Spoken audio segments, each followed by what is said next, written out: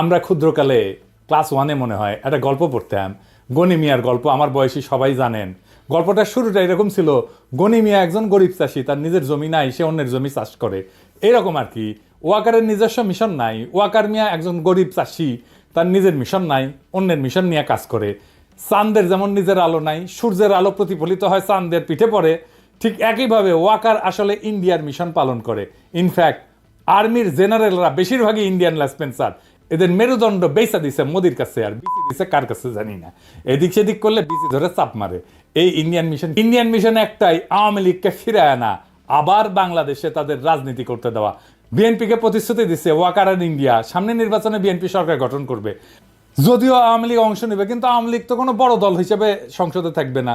তাহলে ইন্ডিয়ান দখলদারিটা মজবুত হবে কি দিয়া? সেটার আবার আর একটা তরিকা আছে। ইন্ডিয়া কখনোই বাংলাদেশে তার দখলদারি মজবুত করতে পারবে না যদি না সমাজে, রাজনীতিতে ইন্ডিয়ান ন্যারেটিভগুলো বজায় না থাকে। কি কি সেই ন্যারেটিভ? মুক্তিযুদ্ধ, ধর্মনিরপেক্ষতা আর অসাম্প্রদায়িকতার পক্ষে বলতে হবে। জামাতকে বাংলাদেশের শত্রু বলতে হবে, ধর্মীয় উগ্রবাদের বিরুদ্ধে বলতে হবে। ঠিক এই কাজই করতেছে বিএনপি। দেখেন, সে অসাম্প্রদায়িকতার কথা বলতেছে, ধর্মীয় উগ্রবাদের কথা বলতেছে, ধর্মনিরপেক্ষতার কথা বলতেছে, মুক্তিযুদ্ধের কথা বলতেছে, চেতনার কথা বলতেছে, ৭২-এর সংবিধানের কথা বলতেছে। তার মানে আওয়ামী লীগ যা কিছু বলতো তার সব কিছু এখন বিএনপি বলতেছে। বিএনপি হয়ে উঠছে নতুন আওয়ামী লীগ। ইন্ডিয়া বিএনপিকে সেট করলো সরকারি দল হিসেবে। এখন তো বিরোধী দল লাগবে। এটা ইন্ডিয়া বিরোধী দলও ঠিক করে দিতে চায় বাংলাদেশে। আওয়ামী লীগের জন্য জাতীয় পার্টি ঠিক করে দিয়েছিল বিরোধী দল হিসেবে। জাতীয় পার্টির নেতা হারামজাদা জিএম কাদের নির্বাচনের আগে ইন্ডিয়া যাইতো আর পানি পড়া নিয়ে আসতো এইভাবে। আবার বলতো ভারতের সাথে কি আলাপ হয়েছে তা কওয়া যাবে না। হারামজাদা, ওরে বাইরে রাখছেন কেন? হারামজাদাকে এক্ষুনি গ্রেপ্তার করেন। কি জন্য গ্রেপ্তার করবেন সেটা পরে দেখা যাবে, আগে গ্রেপ্তার করেন। দেখেন, ও তো মাখন খাইছে না? ও মাখনের জিনিসগুলো বের করা যাবে, কি কি মাখন খাইছে। ওই টাকা খাইছে, বাংলাদেশের টাকা খাইছে, ওইগুলো বের করা যাবে। ওকে আগে ঢুকান ভিতরে। বিএনপির বিরোধী দল হিসেবে ইন্ডিয়া আওয়ামী লীগকে চায়, একটা বিশুদ্ধ আওয়ামী লীগকে চায়, একটা ভালো আওয়ামী লীগকে চায়। আর এই আওয়ামী লীগ বানাইতে দায়িত্ব দিছে ওয়াকারকে ইন্ডিয়া। হ্যাঁ, গুয়ের আবার ভালো মন্দ। গু আমাশার গু হইতে পারে, ডায়রিয়ার গু হইতে পারে, শক্ত গু হইতে পারে, লেটকা গু হইতে পারে, গুই। আওয়ামী লীগের আবার ভালো মন্দ কি?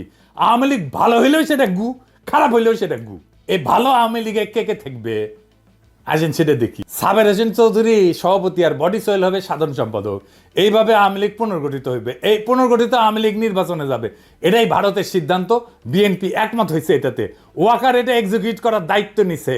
ওয়াকার এটা ঠিক করে দিবে। সবাইকে ডাকিচ্ছে, হাসনাতদেরকেও ডাকিছিল। সব রাজনৈতিক দল এটা ওকে করে বলে দিয়ে আসছে।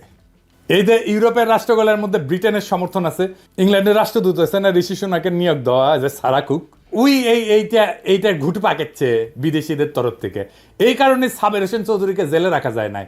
এবং সেই জন্যই মাঝে মাঝে সাদা চামড়াগুলো আইসে মাঝে মাঝে ঘুটু করার চেষ্টা করে, বিভিন্ন জায়গায় ঢোকার চেষ্টা করে। নির্বাচন কমিশনও নাকি এরা ঢুকিছে। ওরা নাকি আবার ইলেকশন আবার মনিটর করবি। ইলেকশন মনিটর ঢুকুর দিব একেবারে পিছন দিয়া। আর কে কে থাকবে এদের সাথে? শেখ ফজলেনুর তাপস, শিরিন শারমিন চৌধুরী, সেলিনা হায়াত আইভি, আর সিলেটের সাবেক মেয়র শিন শারমিন ওয়াকারের প্রোটেকশনে ক্যান্টনমেন্টে আছে এখনো।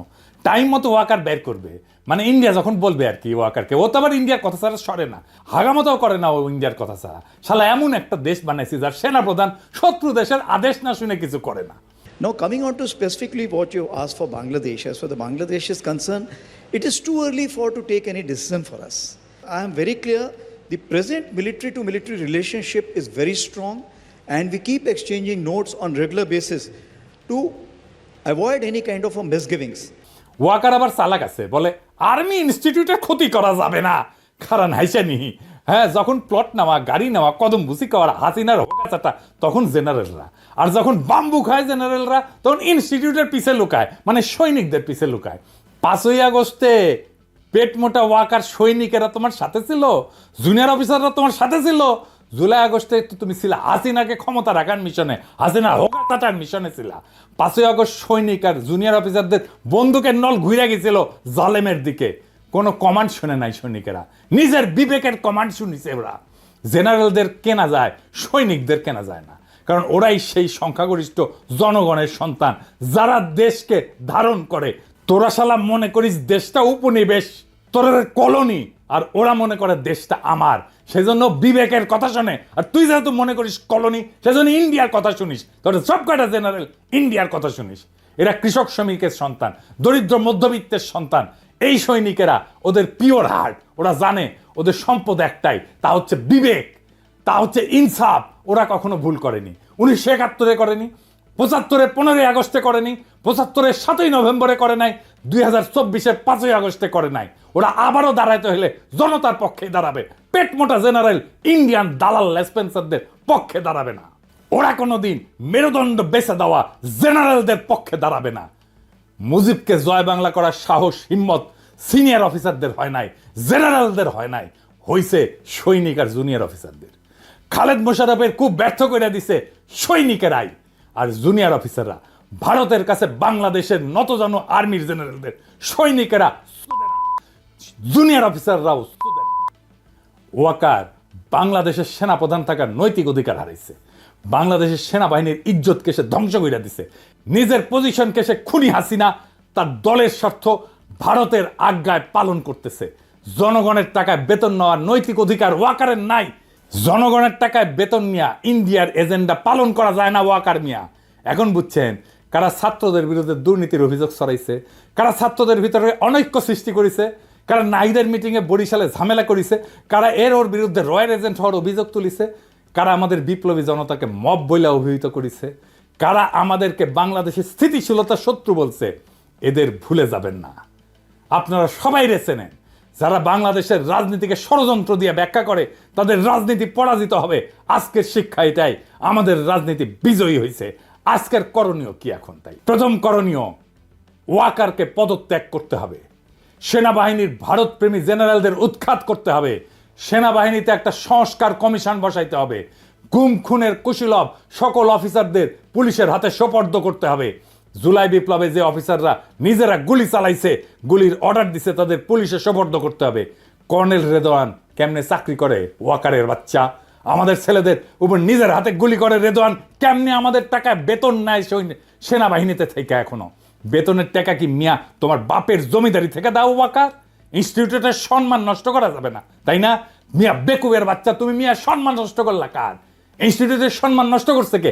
আর্মির সম্মান নষ্ট করছে কে? কইছিলাম না হারকুলিস হবা না, বুকের মধ্যে স্টেন্ট লাগাই রাখছো, হার্টের রুগী, ওই হার্টন তোমার নাই। তোমারে কইছিলাম আঙ্গুল তুলবা না, ওই আঙ্গুল আমরা চিনি। সকল আওয়ামী লীগারদের সরকারি চাকরি থেকে বরখাস্ত করতে হবে। সকল আওয়ামী লীগের ব্যবসায়ীদের ব্যবসা জব্দ করতে হবে। অনলাইনে অফলাইনে যারা লিগেল লেসপেন্সারি করতেছে তাদের নিষ্ক্রিয় করতে হবে। কিভাবে করবেন আমরা জানি না। আওয়ামী লীগের সকল পদধারী নেতার অ্যাকাউন্ট জব্দ করে তাদের সকল টাকা রাষ্ট্রীয় কোষাগারে জমা করতে হবে।